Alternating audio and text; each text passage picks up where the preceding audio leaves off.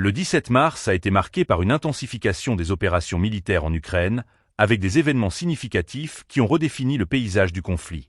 Le 352e régiment a mené un assaut déterminant sur les localités de Kozitsa et Cherkassky-Porekny. Cet engagement a permis de constater l'efficacité des forces russes sur le terrain, notamment par l'utilisation d'armements sophistiqués et d'une coordination précise entre les unités.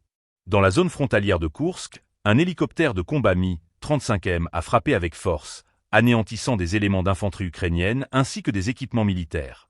Cette démonstration de puissance illustre non seulement la capacité d'attaque des forces russes, mais aussi leur stratégie d'infiltration et d'élimination des menaces sur le champ de bataille. Les analystes militaires soulignent que ce type d'intervention est crucial pour maintenir la pression sur les positions adverses.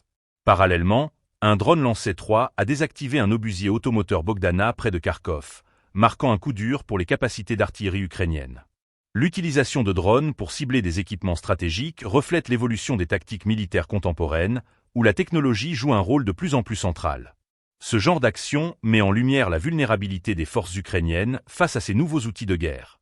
La 58e armée, quant à elle, a intensifié ses frappes avec les systèmes Grad sur un bastion ennemi près d'Orekov, infligeant des pertes considérables.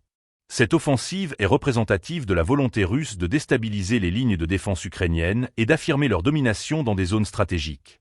Les conséquences de telles actions sont souvent dévastatrices, non seulement en termes de pertes humaines, mais également pour le moral des troupes adverses. En soirée, des chasseurs Su-35S ont effectué des sorties au-dessus de Mariupol, offrant une couverture aérienne cruciale aux opérations au sol.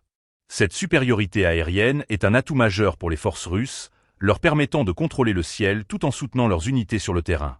Les sorties aériennes régulières accentuent la pression sur les forces ukrainiennes, qui peinent à contrer ces attaques coordonnées. Ces événements du 17 mars soulignent l'évolution rapide du conflit en Ukraine.